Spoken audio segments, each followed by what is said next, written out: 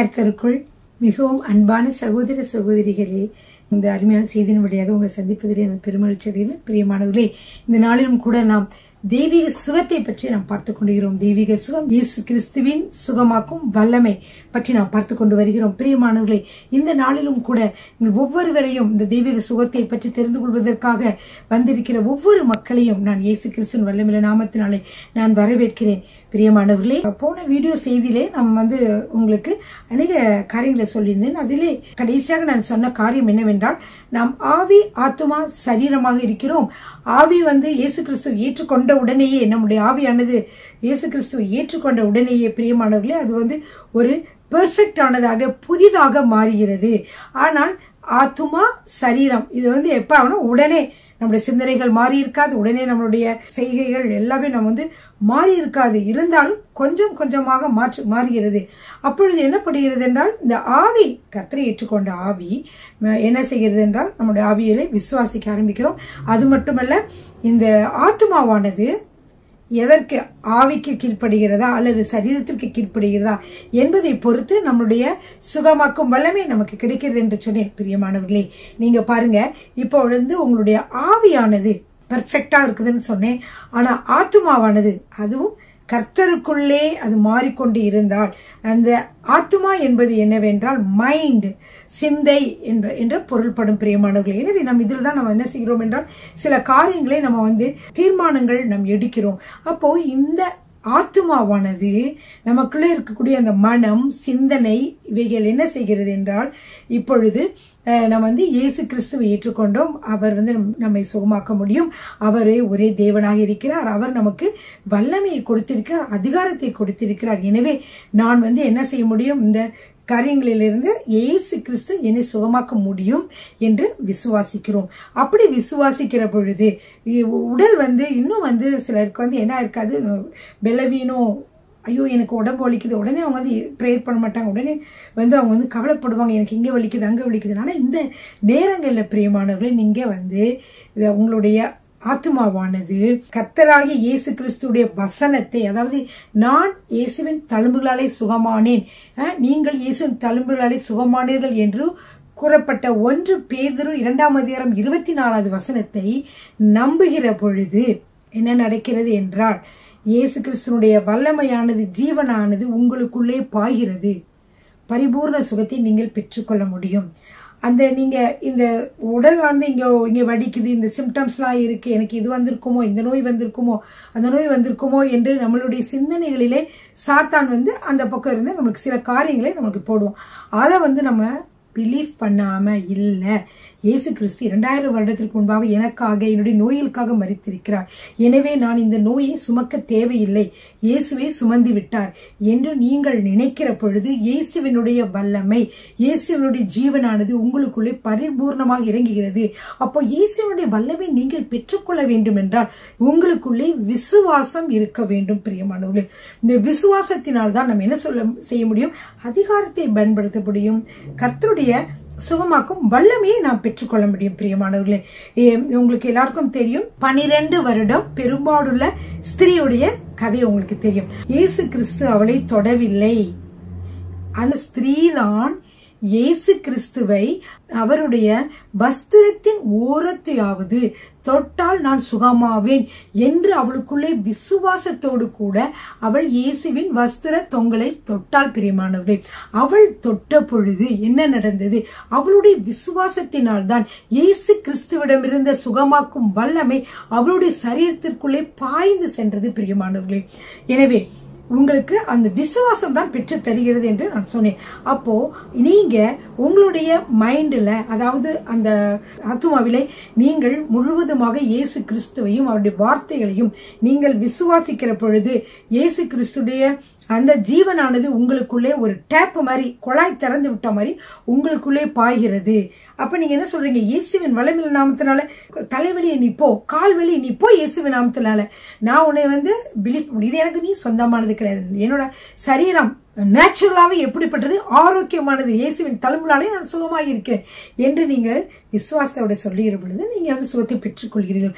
அதற்கு பதிலாக சந்தேகத்தோடோ அல்லது சுகமாக்க முடியுமா, அல்லது நம்ம வேற வேற இப்படி போய் நம்ம சுகத்தை பெற்றுக்கொள்ளலாமா அல்லது அப்படி பெற்றுக்கொள்ளலாமா என்று நீங்கள் சந்தேகத்தோடு இருந்தாலோ, அல்லது இந்த வாக்குத்தத்தமானது இயேசுவின் தழும்புகளாலே குணமானீர்கள் சுகமானீர்கள் என்ற இந்த வாக்குத்தத்தமானது எனக்கு செயல்படுமா, அல்லது நான் இதை நம்ப முடியுமா, இது எல்லா நோய்களையும் சுகமாக்குமா இது அப்படின்னு என்று நீங்க சந்தேகத்தோடு இருந்தீர்கள் என்றால், எப்படி குழாயை மூடினால் தண்ணி வராதோ அது போலவே நீங்கள் ஆயிரம் கர்த்தருடைய வசனங்களை படிக்கிற மக்களாக இருந்தாலும், நீங்கள் வேதத்தை நீங்கள் தினம்தோறும் வாசிக்கிற மக்களாக இருந்தாலும், உங்களுடைய மனப்பாடத்திலே நிறைய வசனங்கள் இருந்தாலும் கூட அந்த வேளையிலே நீங்கள் வந்து விசுவாசிக்கவில்லை என்றால் என்ன நடக்கும்?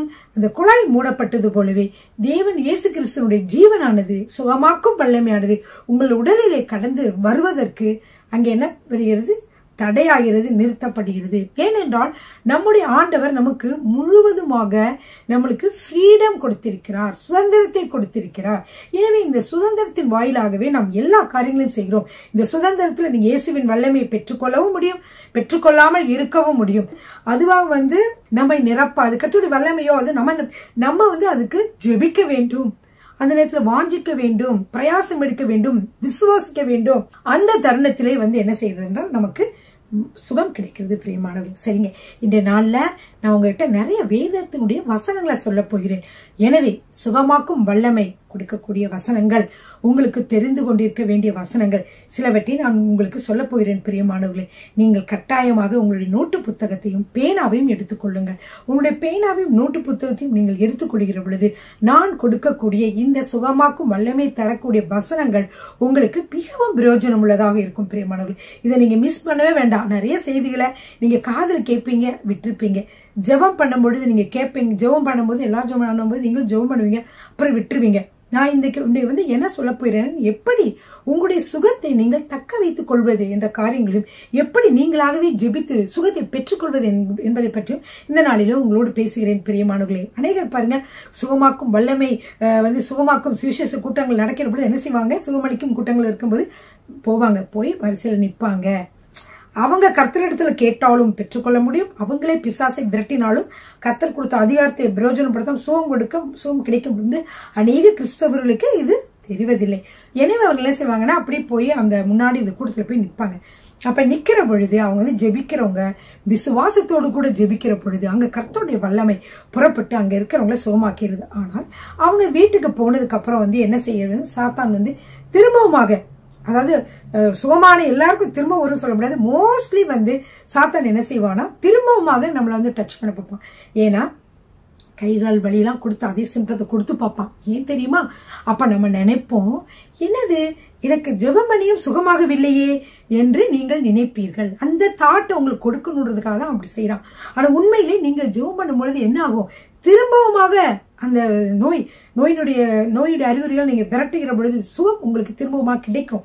ஆனால் உங்களுக்கு நீங்க என்ன செய்வீங்க? நான் இன்னைக்குதான் ஜெபிச்சேனே, என்ன ஜெபிச்சாங்க அவங்க, எனக்கு சுகமே கிடைக்கல அப்படின்னு நிறைய பேரு திருப்பி வந்துருச்சு, அன்னைக்கு பிசாச விரட்டுனாங்க திருப்பி வந்துருச்சு, அப்படிலாம் நிறைய நான் காதுல கேட்டிருக்கேன். அதெல்லாம் ஏன் அப்படி நடக்கிறது என்றால், நீங்கள் வந்து அந்த சுகத்தை தக்க வைத்துக் கொள்ள வேண்டும். அப்போ திரும்பவும் அந்த நோய் உங்களை தாக்குமா, அல்லது அந்த அறிகுறிகள் திரும்பவும் வருமா? சாத்தான் திரும்பவும் உங்களை தாக்குவானா? பிரியமானவர்களே, சாத்தான் உங்களை தாக்குவான். ஏனென்று சொல்லவா? சரி, முதல்ல வந்து இந்த நோய் வந்து சாத்தானிடமிருந்தா வருதா அப்படின்னு நிறைய பேருக்கு சந்தேகம் இருக்கும். சாத்தான் தான் இந்த நோயெல்லாம் கொடுக்குறானா, என்ன சிஸ்டர் இப்படி சொல்லிட்டாங்க அப்படின்னு சொல்லி. அதுக்குதான் நான் இன்னைக்கு சொல்ல போறேன். சில வசனங்களை சொல்லிட்டு அந்த கடைசியில் சொல்றேன். சரிங்க, இப்ப இந்த நோய் வந்து பிசாசிடமிருந்து வருகிறதா அப்படின்னு சொல்லி தெரிஞ்சுக்கொள்ளணும்னா யோவான் 10ஆம் அதிகாரம் 10வது வசனம் எல்லாரும் எழுதி கொள்ளுங்கள். யோவான் 10ஆம் அதிகாரம் 10வது வசனம். அப்படியே நீங்க நிறைய மிஸ் பண்ணிட்டீங்கன்னா நீங்க வந்து யூடியூப்ல ஜாய் டிவி யூடியூப்ல போய் பார்த்து நீங்க இந்த வசனங்கள் எல்லாம் குறித்து வைத்துக் கொள்ளலாம். அதை நீங்கள் மனப்பாடம் செய்து வைத்துக் கொள்ளலாம். இன்னும் உங்களுக்கு பிரயோஜனமா இருக்கும். உங்களுக்கும் நீங்க ஜெபிச்சுக்குவீங்க, மற்றவருக்கும் அது ஜெபிக்க பிரயோஜனமாக இருக்கும். சரிங்க பிரியமானவர்களே, யோவான் 10ஆம் அதிகாரம் 10வது வசனம். திருடன் திருடவும் கொல்லவும் அழிக்கவும் வருகிறானே என்று வேறொன்றிற்கும் வரான், நானோ அவைகளுக்கு ஜீவன் உண்டாயிருக்கவும் அது பரிபூர்ணப்படவும் வந்தேன்னு சொல்றாரு. ஆண்டவர் சொல்றாரு, நானே நல்ல மேய்ப்பன், நல்ல மேய்ப்பன் தன் ஆடுகளுக்காக கவலைப்படுகிறான் அப்படின்னு சொல்லிட்டு ஒரு வசனம் சொல்றாரு. என்னன்னா, திருடன் எதுக்கு வருகிறான்? திருடவும் கொல்லவும் அழிக்கவும் வருகிறானே என்று வேறொன்றிற்கும் வரான் அப்படின்னு. திருடன், இந்த இடத்துல திருடன்னா நம்மளுடைய எனிமி, நம்முடைய எதிராளி, நம்முடைய எதிராளியாக சாத்தானை பற்றி ஆண்டவர் சொல்றார். இவர் இப்படிப்பட்டவரா? நானோ அவைகளுக்கு ஜீவன் உண்டாயிருக்கவும் அந்த ஜீவன் மட்டும் அது பரிபூர்ணப்படவும் வந்தேன் அப்படின்னு இயேசு கிறிஸ்து சொல்றார். இல்லைங்களா பிரியமானவர்களே? இப்ப நோய் பாருங்க, சாத்தான் கொண்டு வருகிறது. ஏன்னா நோய் பிசாசிடம் இருந்து வருகிறது. ஏன்னா நோய் எதுக்கு வருகிறது? நோய் மக்களை கொல்ல வருகிறது. எங்கேயுமே நோய் வந்ததுனால நம்ம இன்னும் விருத்தி அடைஞ்சு ரொம்ப நல்லா ஆயிட்டாங்களே, ரொம்ப ஹெல்த்தி ஆயிட்டாங்களேன்னு சொல்ல மாட்டோம். நம்ம ஹெல்த்தை அழிக்க வருகிறது இல்லையா? அப்ப நோய் மக்களை அழிக்க வருகிறது, கொல்ல வருகிறது. நோய் மக்களிடமிருந்து சந்தோஷத்தை திருட வருகிறது. உங்களுக்கு சந்தோஷம், சமாதான நோய் ரொம்ப கூடுமா? இல்ல. அதை பத்தி நினைச்சு கவலைப்பட ஆரம்பிப்பீங்க இல்லையா? அதனாலதான் நோய் மக்களிடமிருந்த சந்தோஷத்தை திருட வருகிறது. அப்புறம் என்ன வருகிறது? நம்முடைய பணத்தை, சொத்தை எல்லாம் அழிக்க வருகிறது. அதனால பிரியமானவர்களே, இது ஒர்க் ஆஃப் டெவில், அதாவது சாத்தானுடைய வேலை, சாத்தானுடைய கிரியைகள் என்பது உங்களுக்கு இந்த வசனத்தின் மூலமாக தெரிந்திருக்கும். யோவான் 10:10, திருடன் திருடவும் கொல்லவும் அழிக்கவும் வருகிறானே என்று வேறொன்றிற்கும் வரான். அப்படியே சாத்தானும் எப்படி வந்துட்டான்? நம்மளுக்கு பிசாசு என்ன செய்யறான்? நோய்களை கொடுக்க, நம்மளை அழிக்க கொல்ல, நம்மளுடைய சந்தோஷத்தை எல்லாம் திருட வருகிறான்னு பார்த்தோம். சரிங்க, இது சாத்தானுடைய கிரியா இருக்கு. இப்ப இந்த சாத்தானுடைய கிரியை இயேசு கிறிஸ்து என்ன செய்தார்? அதை அழிக்கவே வந்தார். அவர் அதோட சேர்ந்து அவர் ஜாயின் பண்ணல, அவர் அதை அழிக்க வந்திருக்கிறார். அப்போ அந்த வசனத்தை நீங்க படிக்கலாம். 1 யோவான் 3ஆம் அதிகாரம் 8வது வசனம். 1 யோவான் 3வது அதிகாரம் 8வது வசனம் நான் வாசிக்கிறேன். பாவம் செய்கிறவன் பிசாசினால் உண்டாயிருக்கிறான், ஏனெனில் பிசாசானவன் ஆதி முதல் பாவம் செய்கிறான். பிசாசினுடைய கிரியைகளை அழிக்கும்படிக்கே தேவனுடைய குமாரன் வெளிப்பட்டார். நம்முடைய தேவனுடைய குமாரனாகிய இயேசு கிறிஸ்து இந்த உலகத்திலே வெளிப்பட்டார், உலகத்திலே வந்தார். ஏன்? பிசாசினுடைய கிரியைகளை அழிக்கும்படிக்குதான். பிசாசினுடைய கிரியைகள் என்ன? திருட கொல்ல அழிக்க வந்தது. அவன் எதன் மூலமா திருட கொல்ல அழிக்க வரான்? பலவிதமா அழிக்க வருகிறான். பலவிதமான கெட்ட ஆசைகள், பலவிதமான காரியங்கள் எல்லாம் கொடுத்தும் அவன் என்ன செய்றான்? நம்மள அழிக்க வருகிறான். அதுல ஒண்ணு என்னது? நோய். எனவே பிரியமானவர்களே, இந்த நோய் சாத்தானிடமிருந்து வருகிறது. எனவே நம்ம என்ன செய்ய வேண்டும்? இந்த சாத்தானுக்கு நம்ம எதிர்த்து நிற்க வேண்டும். எனவே நோய்கள் வரும்போது அதை என்ன செய்யணும்? நீங்க ரிஜெக்ட் பண்ணணும். இயேசுவின் நாமத்தில், நீ எனக்கு உரியதில்ல, இந்த சிம்டம்ஸ் எல்லாம் எனக்கு உரிய சிம்டம்ஸ் கிடையாது. நான் இயேசு கிறிஸ்துவின் ரத்தத்தினாலே பரிபூர்ணமாக என்ன ஆரோக்கியமாக சிருஷ்டிக்கப்பட்டவள். எனவே என்னிடத்துல நான் இயேசுவின் நாமத்துல இந்த நோயை நான் ரிஜெக்ட் பண்றேன் அப்படின்னு சொல்லி நீங்க இயேசுவின் நாமத்துல நீங்க சொல்லலாம் பிரியமானவர்களே. சரிங்களா? சரிங்க. இப்ப பிசாசு நோயெல்லாம் உண்டாக்குறான்னு சொன்னேன் இல்லையா? நோய்களை நீங்க விரட்ட முடியும்னு சொன்னேன். ஆனா இந்த பிசாசை நீங்க விரட்டுறதுக்கு, இந்த நோய்களை நீங்க விரட்டுறதுக்கு, நோய்களை பண்றதுக்கு உங்களுக்கு அதிகாரம் இருக்கிறதா? பிசாசு கொல்லவும் அழிக்க வரான்னு சொன்னேன். அப்புறம் கிரியில அழிக்க யார் வந்திருக்கிறாரு? இயேசு கிறிஸ்து பிசாசின் கிரியிலே அழிக்க வந்திருக்கான்னு சொன்னேன். ஆனா உங்களுக்கும் அதிகாரம் இருக்கிறதா? கொடுக்கப்பட்டுள்ளதா? எப்படி தெரியும்? சில வசனங்களை நான் வாசிக்கிறேன், எழுதி வைத்துக் கொள்ளுங்கள். மத்தேயு 28வது அதிகாரம் 18, 19, 20. அப்பொழுது இயேசு சமீபத்தில் அவர்களை நோக்கி, வானத்திலும் பூமியிலும் சகல அதிகாரமும் எனக்கு கொடுக்கப்பட்டு இருக்கிறது. ஆகையால் நீங்கள் புறப்பட்டு போய் சகல ஜாதிகளையும் சீசராக்கி பிதா குமாரன் பரிசுத்தாவின் நாமத்தினாலே அவர்களுக்கு ஞானஸ்நானம் கொடுத்து, நான் உங்களுக்கு கட்டளையிட்ட யாவையும் அவர்கள் கை கொள்ளும்படி அவர்களுக்கு உபதேசம் பண்ணுங்கள். இதோ உலகத்தின் முடிவு வரைந்தும் உங்களுடனே கூட இருக்கிறேன் என்றார். இப்ப ஆண்டவர் என்ன சொல்றாருன்னா, இயேசு கிறிஸ்து இது எப்ப நடக்குதுன்னா, இயேசு கிறிஸ்து மரித்து உயிரோடு எழுந்து 40 நாட்கள் கழித்து அவர் பரலோகத்துக்கு பரமேறுவதற்கு முன்னாடி இது நடக்கிறது பிரியமானவர்களே. அப்போ அதுக்கு முன்னாடி ஆண்டவர்களுக்கு அதிகாரம் கொடுத்திருக்கிறார். அதையும் நான் உங்களுக்கு வாசிக்கிறேன். மத்தேயுவிலே காணப்படுகிறது. இயேசு கிறிஸ்து அவனுக்கு அதிகாரம் கொடுத்தார். அப்ப கடைசியாக அவர் போகிற முன்னாடியும் அதை ஞாபகப்படுத்துறார். அப்ப இதுல என்ன நீங்க வாசிக்கலாம்னா, 28:17 முத வசனத்தை நீங்க கட்டாயமா வாசிக்கணும். ஏன் தெரியுமா பிரியமானவர்களே? இதுல ஒரு முக்கியமான காரியம் இருக்கு. இந்த அதிகாரத்தை பயன்படுத்த வேண்டும் என்றால், இந்த அதிகாரத்தை சொல்லிட்டேன், இந்த அதிகாரத்தை நீங்கள் பயன்படுத்த வேண்டும் என்றால் என்ன ஒண்ணு வேணும்? என்ன? விசுவாசம் வேண்டும். அதைத்தான் 17வது வசனத்துல முதல் வசனத்துல நான் வாசிக்கிறேன். இந்த 3க்கும் முன்னாடி வசனம். அங்கே அவர்கள் அவரை கண்டு பணிந்து கொண்டார்கள். இயேசு கிறிஸ்து பரம் ஏறுவதற்கு முன்பாக அவருடைய சீஷர்கள் மற்ற அனைவரும் வந்தார்கள். வந்து என்ன செய்தார்கள்? அவரை கண்டு பணிந்து கொண்டார்கள். சிலரோ சந்தேகப்பட்டார்கள். எல்லாரும் பணிந்து கொள்ள, ஒரு சிலர் சந்தேகப்பட்டாங்க. அப்ப சந்தேகப்பட்ட அந்த மக்கள் சீஷர்களை பார்த்து கர்த்தர் என்ன செய்தார்கள்? அப்படி போகல. என்ன செய்தாரு கர்த்தர் இயேசு கிறிஸ்து? அப்பொழுது இயேசு சமீபத்தில் வந்து, அதுக்கடுத்து நீங்க வாசிக்கலாம். அப்புறம்தான் அவர் அதிகாரத்தை பத்தி சொல்லித்தராரு. அப்பொழுது இயேசு சமீபத்தில் வந்து அவர்களை நோக்கி, வானத்திலும் பூமியிலும் சகல அதிகாரமும் எனக்கு கொடுக்கப்பட்டிருக்கிறது. ஆகையால் நீங்கள் புறப்பட்டு போய் சகல ஜாதிகளையும் சீசராக்கி அவர்களுக்கு நீங்க ஞானஸ்நானம் கொடுங்க அப்படின்னு சொல்லி இயேசு சொல்லியிருக்கா இல்லையா? சரி, அடுத்து இன்னொரு வசனம் இருக்கு. 3 வசனம் இருக்குது. நிறைய வசனம் இருக்கு அதிகாரத்தை பத்தி. இதுல நான் சில வசனங்கள் சொல்ல விரும்புகிறேன். மார்க்கு 16:16 வாசிக்கலாமா? அதுலயும் விசுவாசத்தை அவர் வந்து மென்ஷன் பண்றாரு. விசுவாசம் நமக்கு மிகவும் தேவை. அதனால நான் வந்து அதிகாரத்தெல்லாம் சொல்லும் போது இந்த விசுவாசத்தை பத்தி சொல்லிக்கிட்டே வருவேன். அதையும் நீங்க வந்து புரிந்து கொள்ளுங்க. விசுவாசம் உள்ளவனாகி ஞான ஸ்நானம் பெற்றவன் ரட்சிக்கப்படுவான். விசுவாசம் உள்ளவனாகி ஞான ஸ்நானம் பெற்றவன் ரட்சிக்கப்படுவான். விசுவாசியாதவனோ ஆக்கினைக்குள்ளாக தீர்க்கப்படுவான். விசுவாசிக்கல, இயேசு கிறிஸ்து விசுவாசிக்காதவங்களை வந்து அப்பயே ஆக்கினைக்குள்ளாக தீர்க்கப்பட்டாச்சு. யார் யார் கர்த்தரை விசுவாசிக்கலையோ அவங்களுக்கு என்ன இல்ல? பரலோகம் இல்லை, ஆக்கினை தீர்ப்பு உண்டு. சரிங்களா? அப்போ இந்த விசுவாசம் உள்ளவர்களால் நடக்கும் அடையாளங்கள் ஆன இயேசு கிறிஸ்துவை கர்த்தராகிய தேவன் என்று விசுவாசிக்கிற ஒவ்வொரு மக்களாலும் விசுவாசிகள் என்று அழைக்கப்படுகிறார்கள் இல்லையா? இந்த விசுவாசிகளால் நடக்கும் அடையாளங்கள் ஆவன. என் நாமத்தினாலே என்ன செய்வார்கள்? பிசாசுகளை துரத்துவார்கள். நீங்கள் இயேசு கிறிஸ்துவை விசுவாசிக்கிறீர்கள் என்றால் உங்களுக்கு அடையாளம் என்ன? இயேசுவின் நாமத்தினாலே நீங்கள் பிசாசை துரத்துவீர்கள்.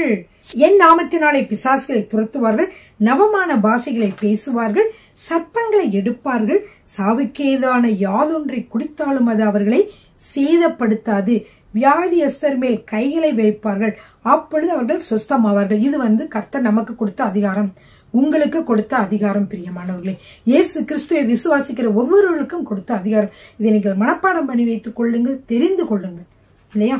சரி, அப்ப நம்ம என்ன செய்யறோம்? திரும்பமாக மக்கள் மீது அந்த கையில வைக்கிற பொழுது சுகம் கிடைக்கிறது என்று நாம் சொன்னேன். சரிங்க பிரியமானவர்களே, அடுத்து வந்து இன்னொரு வசனம் என்னவென்றால் லூக்கா 10:19 வசனம் எடுத்துக்கொள்ளுங்கள்.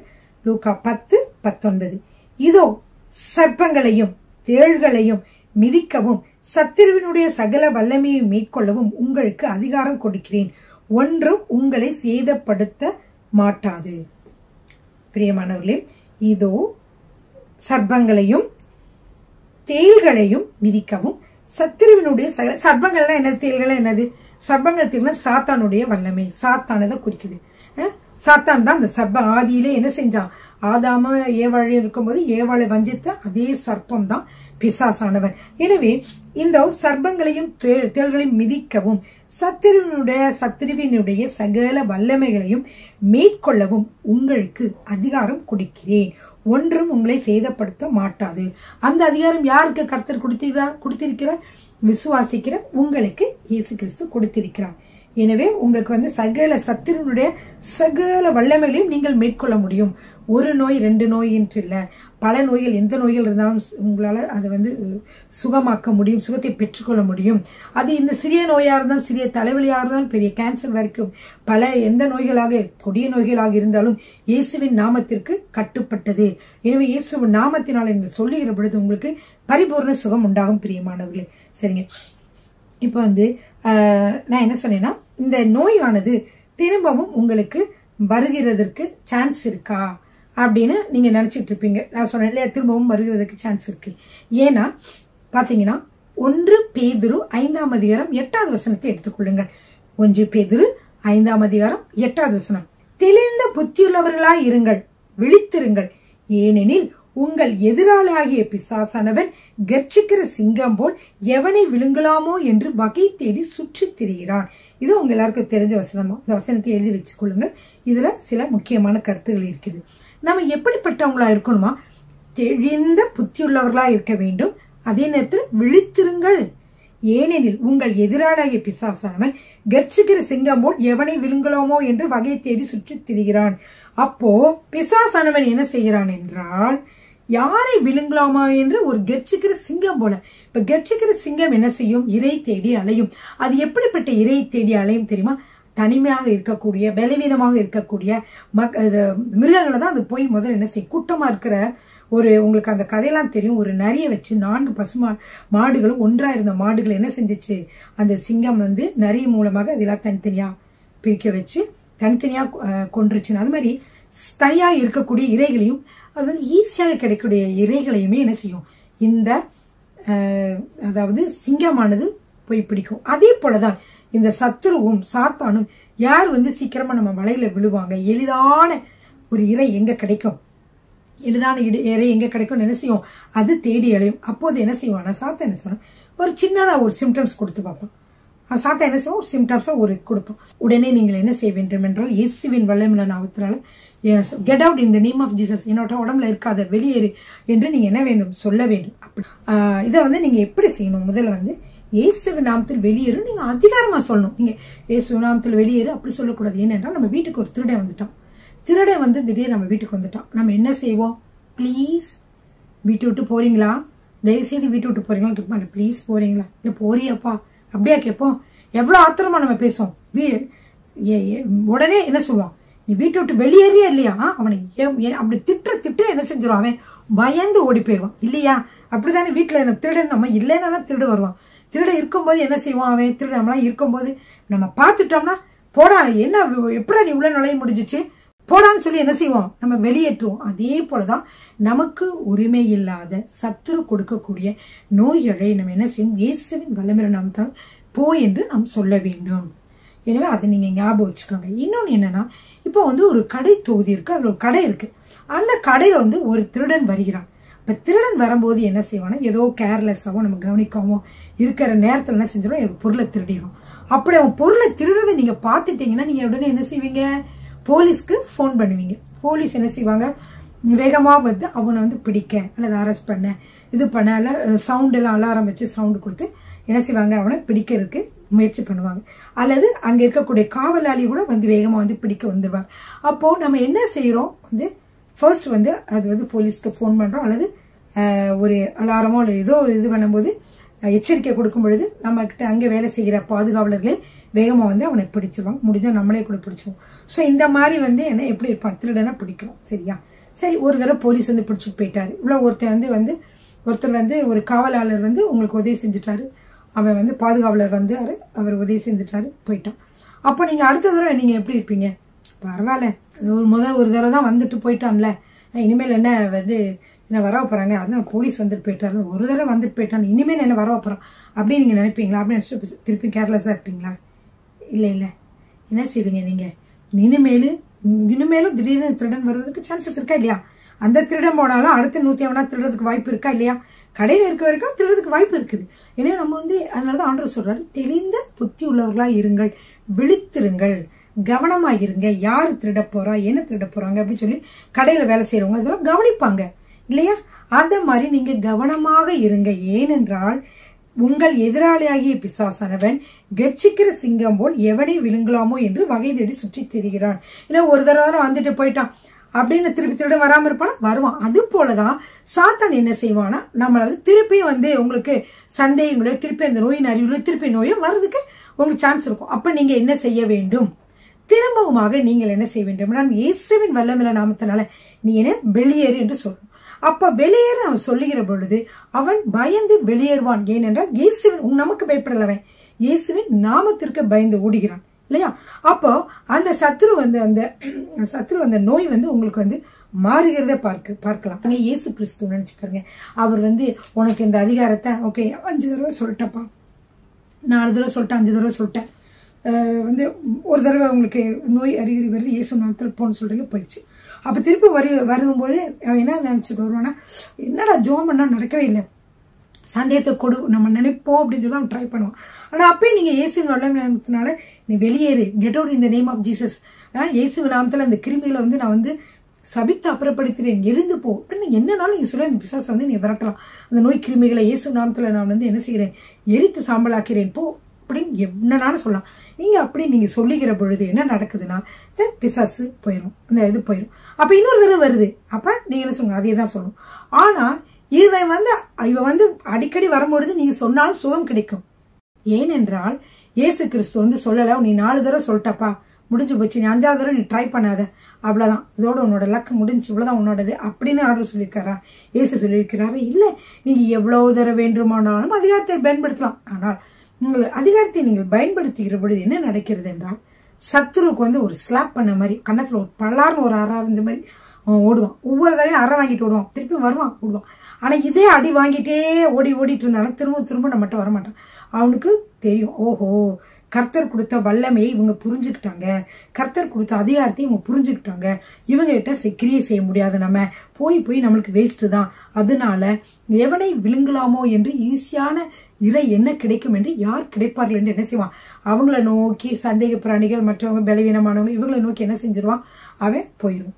அப்ப என்ன ஆகும், நமக்கு முழுவதுமாக விடுதலை கிடைக்கும். பிரியமானவர்களே, இதை நீங்க பிராக்டிஸ் பண்ணி பார்க்கணும். இயேசுவின் வல்லமையின் நாமத்துல நீ வெளியேறு, தலைவலி நீ போ, கைகால் வழியை இயேசு நாமத்துல நீ உன்னை வந்து நீ போ நான் அப்படி சொல்லி நீங்க மெதுவா காலை தூக்கி நீங்க நடந்து பார்க்கணும்.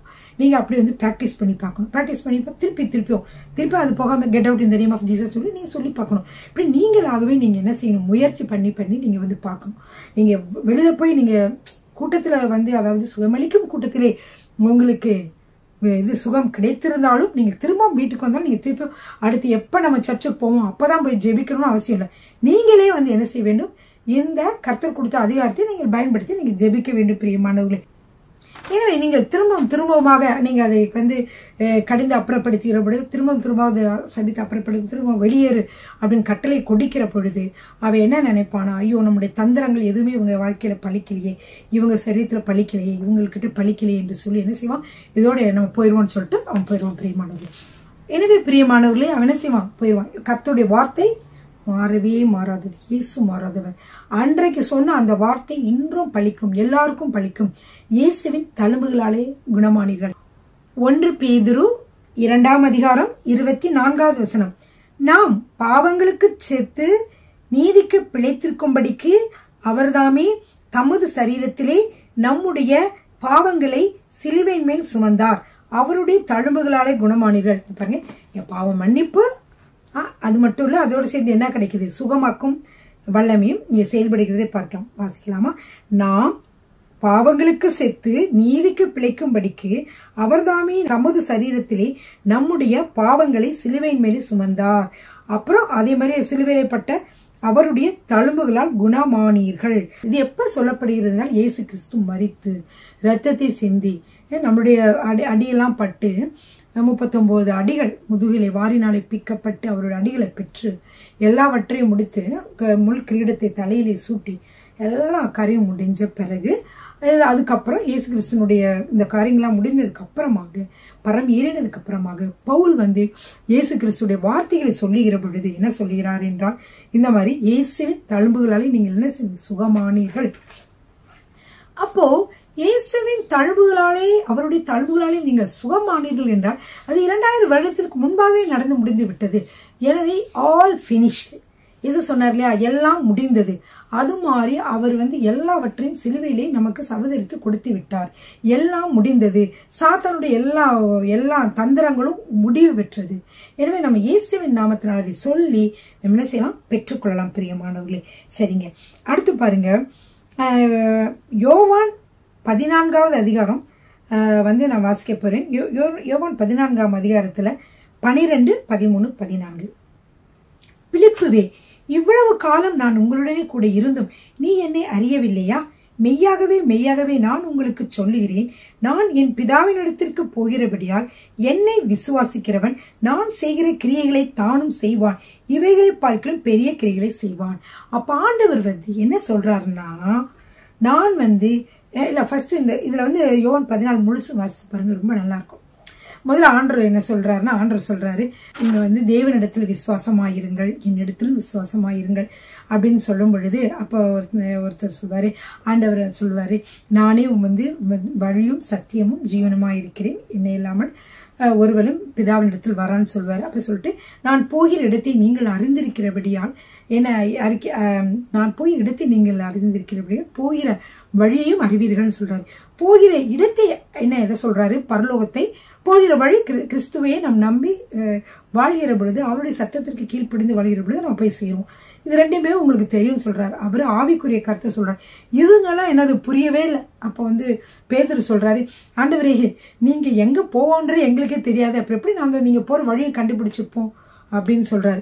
அதே மாதிரி பிலிப்பு சொல்வாரு, ஆண்டவரே எங்களுக்கு ஒன்று மட்டும். அப்ப சொல்றாரு, நீங்க பிதாவை அறிஞ்சிருந்தீங்கன்னா என்னையும் நீங்க அறிஞ்சிருப்பீங்கன்னு சொல்றாரு. அப்ப பிலிப்பு கேட்கிறாரு, ஆண்டவரே எங்களுக்கு ஒன்று மட்டும் செய்யுங்க, தேவனை பிதாவை மட்டும் எங்களுக்கு காட்டிருங்க அப்படின்னு. அப்ப இயேசு சொல்றாரு, பிதாவை என்ன பார்த்தவன் பிதாவை கண்டான், அப்படி என்னைய பார்த்தீங்கனாலே பிதா, ஏன்னா என் மூலியமாக பிதாவினுடைய செயல்பாடுகள், வல்லமைகள், வார்த்தைகள் எல்லாம் வெளிப்படுது. அவர் என்ன செய்யணும்னு நினைக்கிறாரோ அதைத்தான் நான் செய்யறேன். சோ என்னை பார்க்கிறவனே நீங்க பிதாவை கண்டீர்கள் என்று அவர் சொல்றார். அப்படியே சொல்லிக்கிட்டு ஆண்டவர் என்ன சொல்றாருன்னா, நமக்கும் சொல்றாரு, நான் என் பிதாவின் இடத்திற்கு போகிறபடியால் இப்ப நானும் பிதாவும் சேர்ந்து அநேக அற்புதங்களை செய்தோம், இப்ப நான் போறேன், நீங்களும் நானும் சேர்ந்து பல அற்புதங்களை செய்ய போகிறோம் என்ற பொருள்படியும்படியாக ஆண்டவர் சொல்றாரு, என்னை விசுவாசிக்கிறவன் நான் செய்கிற கிரியைகளை தானும் செய்வான், இவைகளை பார்க்கிறோம் பெரிய காரியங்களை பெரிய கிரியைகளை செய்வான். என்னை விசுவாசிக்கிறவன் நான் செய்கிற கிரியைகளை தானும் செய்வான், இவைகளை பார்க்கிறோம் பெரிய கிரியைகளை செய்வான். குருடருடைய கண்களை பார்க்க செய்வேன், செவிடருடைய காதுகளை கேட்க செய்தேன், முடவர்களை நடக்க செய்தேன், மரித்தவர்களை உயிரடைய செய்தேன். இதெல்லாம் நான் செய்த கிரியைகள். இந்த கிரியைகளை என்னை விசுவாசிக்கிறவன் செய்வான். பிசாசெல்லாம் விரட்டினேன், அப்ப நீங்களாம் விரட்டுவீங்க. அது மட்டும் இல்ல, இதை விட பெரிய காரியத்தையும் செய்வார்கள் என்று சொன்னார். அதை நீங்க விசுவாசிக்க வேண்டும். இந்த வசனத்தை மனப்பாடம் பண்ணி வச்சு அதை நீங்க விசுவாசிக்க வேண்டும். பிரியமானவர்கள், விசுவாசிக்கிற பொழுது இதெல்லாம் நடக்கும். மக்களை நோயிலிருந்து விடுதலை ஆக்குவது ஆண்டவர் என்ன சொல்றாரு? இந்த அதிகாரத்தை பயன்படுத்துங்க, என்னை விட அதிகமான காரியங்களை செய்வீங்க. அவர் பொறாமப்படல. ஒரு லிமிட், ஐயோ நீ ரொம்ப என்னோட அதிகமான காரியங்களை செஞ்சனா எனக்கு தலைகுனி வைப்பா அப்படி சொல்லல. நீங்க என்ன செய்வீங்க, என்னை விட பெரிய காரியங்களை செய்வீங்கன்னு சொன்னார். அப்படி சொல்லும் பொழுது ஆண்டவர் என்ன நினைக்கிறார்? அவருக்கு மிகவும் மகிழ்ச்சி, சந்தோஷம். நம்ம அநேக அற்புதங்களை செய்கிற பொழுது அவருக்கு சந்தோஷம். ஆனால் நமக்கு கொடுத்த வல்லமையை பிசாசுக்கு தெரியும். கர்த்தர் கொடுத்த வல்லமை, நமக்கு கொடுத்த அதிகாரம் அவனுக்கு தெரியும். ஆனால் அநேக கிறிஸ்தவர்களுக்கு அது தெரியாமல் இருக்கிறது. பிரியமானவர்கள், நமக்கு இது தெரிய வேண்டும். நமக்கு சுகமாக்கும் வல்லமை கொடுக்கப்பட்டுள்ளது. நாம் பிசாசை விரட்டுகிற பொழுது அவன் ஓடுவான் என்று சொல்லி நமக்கு தெரிய வேண்டும். பிரியமானவர்களே, ஹல்லேலூயா. சரிங்க. எனவே பிரியமானவர்களே, நிறைய பேருக்கு கர்த்தர் கொடுத்த அதிகாரம் தெரியாது. எனவே சாத்தான் என்ன செய்ய விரும்புகிறான் என்றால், அவர்கள் நோயில திருப்பி அந்த சிம்டம்ஸை கொடுத்து என்ன செய்ய முடியாது, நோயிலிருந்து விடுதலை பெற முடியாது. நோய் தான் பெரிய இது மாதிரி அது கிறிஸ்தவர்களால என்ன செய்ய முடியாது, அதை வெற்றி கொள்ள முடியாது. அது நோய் தான் ஆகும், உடம்பை பாதிச்சுதான் ஆகும் அப்படின்னு சொல்லி என்ன செய்ய வைக்கிறான்னா, நம்மளை நம்ப வைக்கிறான். ஆனா நம்ம அதிகாரத்தை பயன்படுத்துகிற பொழுது அவன் என்ன நினைக்கிறான்னா, சரி இது என்ன செய்ய முடியாது, நம்ம இவங்களை ஏமாற்ற முடியாது, என்ன செய்ய முடியாது, ஏமாற்ற முடியாது. இதுக்கு எப்படி தேவனுடைய அதிகாரம்லாம் இந்த பொண்ணுக்கு தெரிஞ்சிருக்கு, இந்த ஆளுக்கு தெரிஞ்சிருக்கு, இந்த நபருக்கு தெரிஞ்சிருக்கு, நம்ம என்ன செய்ய முடியாது, இவங்களை ஏமாற்ற முடியாது என்று அவன் என்ன செய்கிறான் என்றால் இது வாங்குகிறான். பிரியமானவர்களே, பாருங்க, நாம் போருக்கு செல்லுகிற பொழுது பாத்தீங்கன்னா, போர்ல எந்த இடத்துல செய்ய போறோம், எத்தனை மக்கள் அங்க இருக்கிறாங்க, எத்தனை விதமான போர் கருவிகள் இருக்கிறது, என்னென்ன படைகள் இருக்கிறது என்றெல்லாம் நாம் கவலைப்பட வேண்டியதில்லை. நமக்கு ஒரு அணுகுண்டு இருந்தாலே போதும். என்ன ஆகும், அணுகுண்டை தூக்கி நீங்க எரிஞ்சாலே நம்ம முன்னாடி இருக்கிற எல்லா பகைவர்களுடைய எல்லாமே என்ன செய்யும், அழிக்கப்பட்டு விடும் அல்லவா? அது போலதான் நமக்கு இயேசு கிறிஸ்து அதிகாரம் கொடுத்திருக்கார். இயேசு கிறிஸ்துவின் வல்லமையை கொடுத்திருக்கார். அதாவது இயேசு என்ற நாமத்தை கொடுத்திருக்கார். இந்த இயேசுவின் நாமம் என்கிற வல்லமையினால நீங்க எல்லா நோய்களையும் நீங்க அழிக்க முடியும். பிரியமானவர்களே, அதையும் நீங்க ஞாபகத்துல வைத்துக் கொள்ளுங்கள். பிரியமானவர்களே, கடைசியாக பாருங்க, யாக்கோபு 4:7 வசனம். யாக்கோபு 4:7 வசனம். ஆகையால் தேவனுக்கு கீழ்ப்படிந்திருங்கள், பிசாசுக்கு எதிர்த்து நில்லுங்கள், அப்பொழுது அவன் உங்களை விட்டு ஓடி போவான் அப்படின்னு வசனம் சொல்லுகிறது இல்லையா? என்ன வசனம் சொல்லுகிறதுன்னா திருப்பி நான் வாசிக்கிறேன். ஆகையால் தேவனுக்கு கீழ்ப்படிந்திருங்கள், பிசாசுக்கு எதிர்த்து நில்லுங்கள், அப்பொழுது அவன் உங்களை விட்டு ஓடி போவான். பிரியமானவர்களே, பிசாசுக்கு எப்படி நிக்கணும், நம்ம எதிர்த்து நிற்க வேண்டும். அப்பொழுது அவன் என்ன செய்வான், உங்களை விட்டு ஓடி போவான். அவன் உங்களை விட்டு மெதுவா ஓடிடுவான், மெதுவா நகர்ந்துருவான். அப்படின்னு போட்டிருக்கான். நடந்தே போய் விடுவான் அப்படின்னு போட்டிருக்கான். என்ன செய்வானா?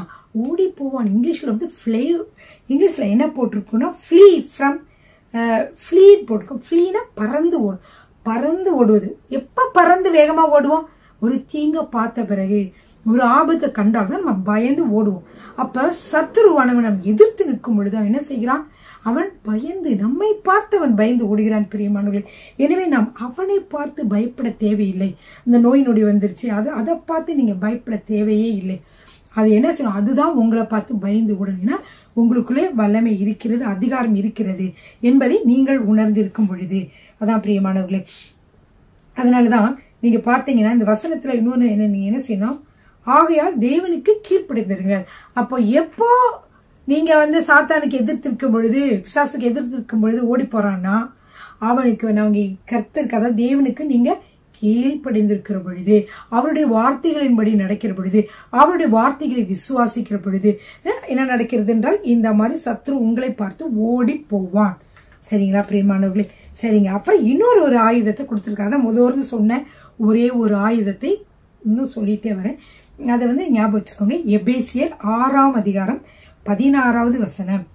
பொல்லாங்கன் எய்யும் அக்கினி யாஸ்திரங்களை எல்லாம் அவித்து போடத்தக்கதாய் எல்லாவற்றிற்கும் மேலாக விசுவாசம் என்னும் கேடகத்தை பிடித்து கொண்டவர்களாயும் நில்லுங்கள். அப்போ எபேசியர் 4:14 என்ன சொல்லப்பட்டிருக்கிறது? பொல்லாங்கன், அதாவது சாத்தான் எய்யக்கூடிய அக்கினி யாஸ்திரங்கள் அப்படின்னா அந்த அம்புகள் வந்து அக்கினி அம்புகள் போல வருகிறான். எல்லா அக்கினி அம்புகளையும் அப்படின்னா என்ன அர்த்தம்? சத்துரு வந்து நம்ம மேல அக்கினி அம்புகளை எய்கிறானா? எய்யாம இருக்கிறானா? எய்யாம இருக்கான்னு இங்கேயும் போடலாம். அவன் எய்கிறான். எய்யும் அக்னி ஆஸ்திரங்கள் எல்லாம் அவிழ்த்து போடத்தக்கதாய் உங்களுக்கு ஒண்ணு கொடுத்திருக்கிறேன். அது என்ன? அது எல்லாவற்றிற்கும் மேலாக விசுவாசம் என்னும் கேடகத்தை பிடித்து கொண்டவர்களாயும் நில்லுங்கள்.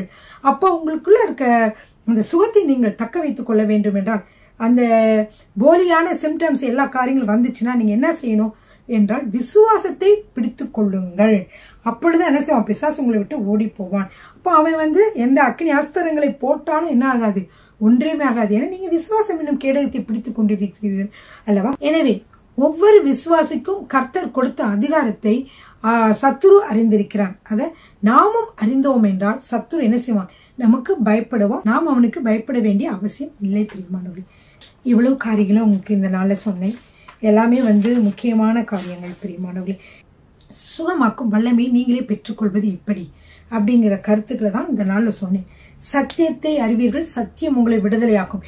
எனவே உங்களுக்கு இருக்கிற பலவிதமான டவுட்ஸ், பலவிதமான சந்தேகங்கள், பலவிதமான கேள்விகள், இது எல்லாவற்றையுமே என்ன வந்து உங்களுக்கு வந்து விடுவிக்கிறதுக்காக தான் நான் என்ன செஞ்சேன்?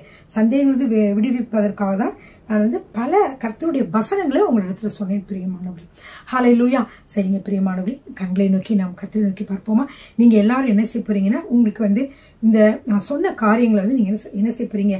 அபியாசம் பண்ண போறீங்க. அப்படியே விசுவாசம், கிரியை இல்லாத விசுவாசம் செத்ததா இருக்கிற வசனம் சொல்கிறது. அது மாதிரி கிரியைகளை நீங்க காட்ட போறீங்க. என்ன காட்ட போறீங்க? உங்களுக்கு ஏதாவது இந்த வேலையிலே கைகளிலோ கால்களிலோ அல்லது தலையிலோ அல்லது ஏதாவது உங்களுக்கு வந்து வலிகள், வேதனைகள் இருந்தா இந்த வேலையிலே இயேசு கிறிஸ்துவின் வல்லமை நாமத்தினால ஆண்டவரே, இந்த அருமையான வேலையிலும் இங்கே கூடியிருக்கக்கூடிய அநேக மக்கள், அந்த டெலிவிஷன் முன்பாக இருக்கக்கூடிய ஒவ்வொரு மக்களுக்கும் அவருடைய பாத்திரத்தில் வருகிறேன் ஆண்டவரே. அவர்களுக்கு கால் வலி, கை வலி, இந்த வலிகள் இருந்தால் அது வந்து சாத்தான் கொடுப்பது என்பதை நாங்கள் உணர்ந்திருக்கிறோம் ஆண்டவரே. இயேசு கிறிஸ்துவின் வல்லமையில நாமத்தினால இந்த வேலையிலே என்னுடைய சரீரத்தை விட்டு வெளியேறு என்று ஒவ்வொருவரும் நீங்க சொல்லுங்க. என்னுடைய சரீரத்தை விட்டு வெளியேறு, மெதுவாக சரீரத்தை விட்டு வெளியேறு அப்படி சொல்லாதீங்க. இயேசுவின் வல்லமை நாமத்தினால வெளியேறு. வேற எதுவுமே நீங்க பேச வேண்டாம், வேற பேரம் பேச வேண்டாம். Get out in the name of Jesus. Get out in the name of Jesus. இயேசுவின் நாமத்துல என் சரீரத்தை விட்டு வெளியேறு என்று நீங்க ஜெபிக்க வேண்டும். இந்த வார்த்தைகளை நீங்கள் சொல்லி ஜெபிக்கிற பொழுது உங்களுக்கு விடுதலை உண்டாவதை நீங்கள் பார்க்கலாம் பிரியமானவர்களே. தலைவலிச்சா இயேசுவின் நாமத்துல தலைவலி வெளியேறு என்று சொல்லி நீங்கள் ஜெபியுங்கள். எல்லா நோய்களையும் நீங்கள் வந்து கட்டி ஜெபியுங்கள். இது வந்து என் உடம்புல இருந்து வெளியேறு, உடம்புல இருந்து வெளியேறு என்று சொல்லி ஒவ்வொரு நோய்களையும் நீங்கள் என்ன செய்ய வேண்டும்? நீங்கள் ஜெபித்து நீங்கள் வந்து இயேசுவின் நாமத்தில் வெளியேறு என்று கட்டளை கொடுக்க வேண்டும். அப்படி நீங்கள் கட்டளை கொடுக்கிற பொழுது என்ன, நீங்கள் பரிபூர்ண சுகத்தை பெற்றுக்கொள்வீர்கள். கர்த்தர் உங்களை ஆசீர்வதிப்பாராக.